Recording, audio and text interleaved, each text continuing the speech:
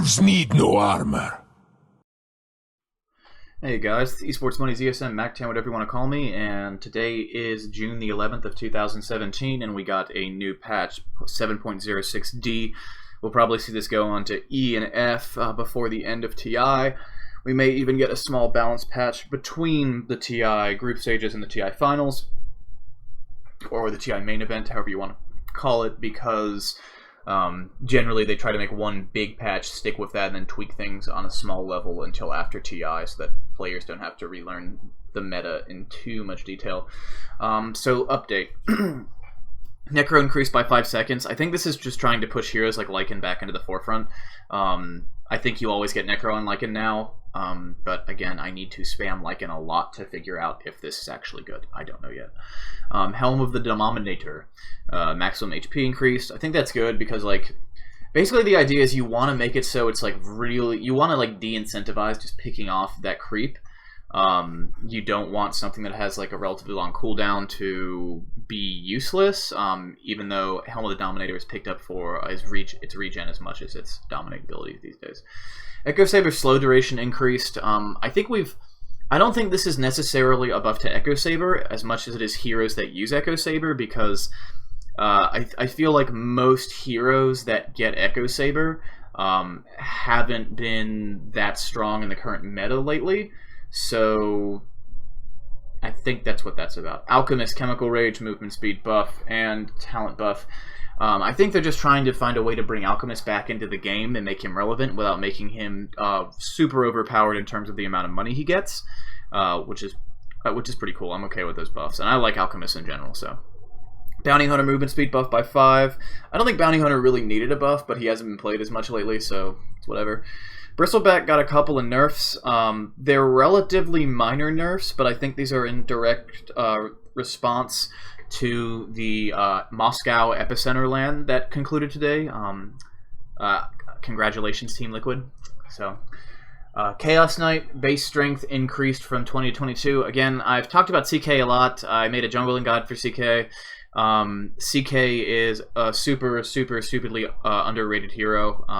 He's basically been poor man's Tiny for a very long time, and as you will get to this, but they buffed Tiny as well, so probably won't see CK back. I don't think. We might, but I doubt it, because Tiny is just better at what CK offers. CK is just kind of in a weird place, and he's been there for a long time. Chen's heal got buffed. I think that's just like a buff to Puppy. Chen's like always been okay. Clockwork hookshot damage reduced. Crystal Maiden frostbite mana cost increase. Crystal Maiden's just like always getting nerfed a little bit because she's just a very good support. Darkseer base int reduced by 2. Darkseer wall of replica slow reduced. Darkseer's just always getting like teeny tiny. I hope you don't hear those sirens outside. My window's kind of cracked because I have a AC unit in my window, and so like you can hear the noises outside more easily than you could before, and I turned it off for this video so you wouldn't hear the noise. Doom duration increased by a second. I think that's good. Doom hasn't been seen as much lately. Gyrocopter move speed up by 1. That's also good. You really want Gyro to be able to connect with his rocket barrage in the early game. I think that'll help. A lot, like nowadays you have so many supports carrying around windlaces in addition to their boots that it's very hard for your carries to connect with your supports, or at least it's harder than it used to be, so I really like that. Invoker Alacrity cooldown increased. I like that. Alacrity is a really good spell, and it also discourages people in pubs from trying to build Invoker as a right clicker. IO Tether movement speed reduced. IO's just always... Actually, I kind of like this because like Tether has been like an unusually good value point for a very long time, and I think by adding like making this scale a little bit more steep, it encourages people to put more points into Tether, so you actually have to think about what you want to put points into rather than just like always value point in Tether. Leshrac. Leshrac getting general buffs. Leshrac hasn't been that popular in the professional scene for a very long time, and a couple TIs ago, like TI2, actually TI2, which was the first TI that I watched live as it happened, Leshrac was completely overpowered, and then he got nerfed all to hell, and then, like, I want to say TI4, TI5, somewhere around that era, he came back again and was just stupidly good. So, Leshrac is a hero that's either in every game you play as a professional player, or you never see it in the pro scene. I'm not saying this is I'm not a professional, guys. I'm just saying as someone that watches a lot of pro Dota. But it feels like Leshrac is either always there or he's never there. And I feel like they're just trying to make him more relevant without making him overpowered. Lich chain. This is actually pretty big because when you because of the way that those radii work, when you add 25 to it, when you go from 675 or 575 to 600, it's a bigger deal than going from 525 to 550. Like. That's pretty big. That's a pretty big area at which more things can connect with your Chain Frost. So that's pretty cool. Medusa Scepter stun increase. I have no idea what that's even about. I don't really know much about. I don't even know what Medusa's Scepter does. Actually, no, I do know what it does. It gives you like extra damage on. Hold on a second. I don't know.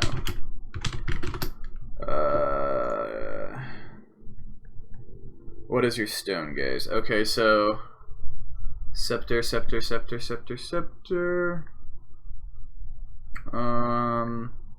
Or is this upgraded by eggs?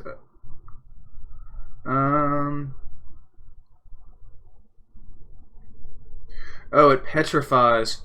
Aghanim's Scepter causes Mystic Stink to turn enemies into stone for a second. And increases by 0.2 seconds per bounce. Oh, that's actually a pretty big buff. I think the problem with Scepter on Medusa, because that's actually a pretty good item. But the problem with Scepter on Medusa is that Medusa is a hero that is she needs just shitloads of stuff in. She needs lots of items, and that's a slot you're taking up. So unless you have if you go for an alchemist on your team and you give an Ags to Medusa, then it makes sense. But otherwise, I still don't think that's a relevant item build on her. Mirana agility gain gone up. I feel like they want to be really careful with Mirana because we haven't seen her a lot lately, but Mirana is incredibly strong when she's in the meta. Like when her Ags upgrade first came out to give her just like 0 mana cost Starstorm, like it was so ridiculous. Monkey King, universal buffs on Monkey King. Again, they want Monkey King to be shown off at TI, but they don't want him to be broken, so they keep buffing him slightly. I think eventually they're going to get to the point where they might have to revert some of these changes because they're just over-incentivizing him to be picked. Morphling, base attack time improved. I'm okay with this. I think Morphling in general is kind of a iffy hero. He's not that popular. Whatever. Nature's Prophet got another buff. Okay, it seems like Ice Frog is really trying to incentivize rat play, like, because Nature's Prophet, like, does he really need that buff? Do I really need 5 more seconds on my Necro? Just little things trying to make us better. Necrolite, Reaper's Scythe cooldown. Oh god, Necrolite doesn't really need a buff because he's just always so good in pubs. But on the pro scene, he's never really used, so. Night Stalker, Hunter in the Night, mana cost increased. I think I'm okay with that. This is the active for from his old passive ability that causes you to like fly like Batman style for like a second or two. So yeah, I think that's acceptable. Void Day slow reduced. I don't think that change is necessary though, but this makes sense. Phantom Lancer base regen increased from 0.5 to 1.5. Okay, so basically, like, one of the biggest problems with Phantom Lancer is that he's a horrible hero. No, but seriously. Phantom Lancer is a hero that is kind of like Leshrac. We either never see him, or we only see him, and he's super, super, super powerful. So, I'm not really, like, I feel like what they're trying to do is bring PL back into the meta somehow without making him just a first pick, first ban, and that's really, really hard. So making him a little more safe in the early game would be better. I honestly think that this would be okay if they raise that regen from 0.5 to all the way to 2.0. I think that'd be acceptable, because the hero just has a lot of trouble farming in the early game. When they reworked Tranquil Boots a while back, that was also kind of a big nerf to PL. Like, by a while back, I mean like 3 or 4 years ago. But PL hasn't been that strong in a long time. So they're just theme of the patch: bring heroes that aren't in the forefront into the forefront without breaking them. Pugna attack rage increased by 30. That's pretty cool.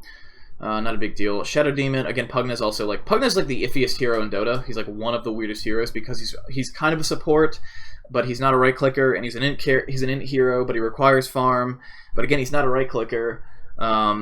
So he's always in a weird place.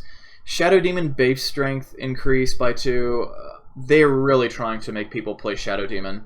And if you're buffing Mirana as well, then you're going to create, like, the Mirana Shadow Demon combo is going to be coming back, I think. We're going to see that soon. Scarith Mage, concussive shot damage increased. God, they should be really careful. They really need to be careful buffing this hero. Scarith Mage is always good, in my opinion. He's always been very good. You might not see him in the professional scene that much, but Scarith Mage has always been a good hero. He's never really been, like, a horrible pick. Tiny, they buffed both of his talent options at level 10, and they also increased the damage. Wow!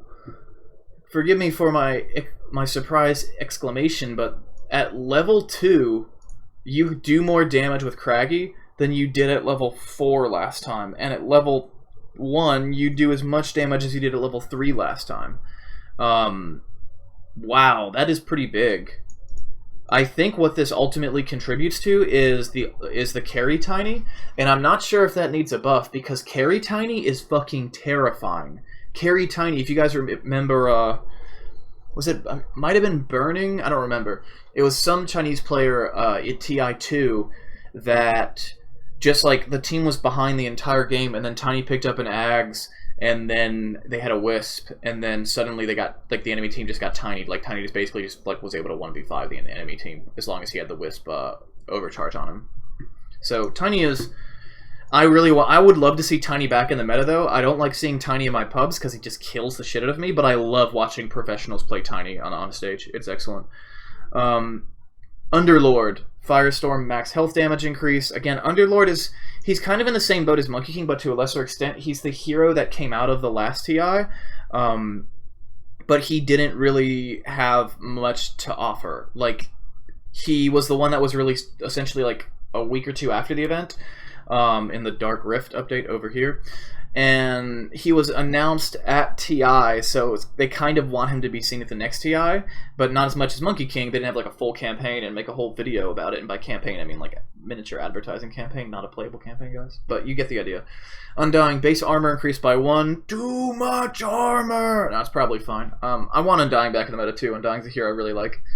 Viper Strike cooldown reduced by 10 seconds at level 1, 5 seconds at level 2, and the same seconds. I think that's fine. I don't think that's going to break the hero, and it might bring the hero back into the meta, which I'm okay with. Visage, Summon Familiar's cooldown reduced. I think that's fine. Visage hasn't really been super popular lately either, and I don't think that having the cooldown reduced at levels 1 and 2 is going to make him OP. Wind Ranger, Wind Run Slow increased. Yeah, that's fine. Just makes her a little bit better. Makes her have a little bit more of a value point, which I feel like with Wind Run you kind of get a value point in there. Like, you get 1 point just to keep you from dying, and it makes that value point like twice as good, so that's pretty cool. Winter Wyvern, Arctic Burn health damage increased from 8% to 9%. Very negligible and slight buff, but again, this is like several heroes I've talked about in this patch. Winter Wyvern is a hero that they have to be super, super, super stupidly cautious about buffing, because he's a hero that when he's good, he's horribly good. He's so freaking good when he's really on his game. So thanks for watching, guys. This has been a relatively short video. This is a relatively small patch, and I wanted to go through it pretty quickly. Nothing here really catches my eye, except as a Lycan player, I'm really interested in these two. I don't know if I'll be buying Helm of the Dominator. I haven't really figured out my current Lycan build. It seems to kind of clash with my current playstyle, but the Necro, every single buff to Necro I get a little bit excited, so we'll see how this goes. So thank you guys for watching. I have another guide that is ready to be uploaded. Maybe you'll see it today, maybe you'll see it tomorrow. I was going to upload it. I plan on uploading this guide today. It was actually made from the previous patch, but it will be flagged for the current patch because none of the changes affected. It is Huskar in a jungle, so no item changes, no hero changes, and no creep changes. It should be a 1-to-1 copy. And that will probably be going out tomorrow because, as a rule, I try to only release 1 video per day because it optimizes the amount of people that see it via the YouTube algorithm. So thank you very much, and peace out, y'all. Ladies and gentlemen, my name is Esports Money's ESM Mac 10, whatever you want to call me, and thank you for watching that video. If you liked that content, don't forget to hit the like button. If you want to see more content from me, hit the subscribe button. There's actually a little bell icon next to the subscribe button, and if you hit that button, then whenever you have YouTube open and I go online or post a video or really do anything, you'll get a little update from me. If you want to support the channel further, there are Amazon affiliate links in the video description below for pretty much every single piece of hardware in my computer. Additionally, there's also an Amazon referral link for Amazon Prime, so whenever you use that to get an Amazon Prime membership, you support the channel at no additional cost to you. So thank you very much, guys, and have a wonderful day.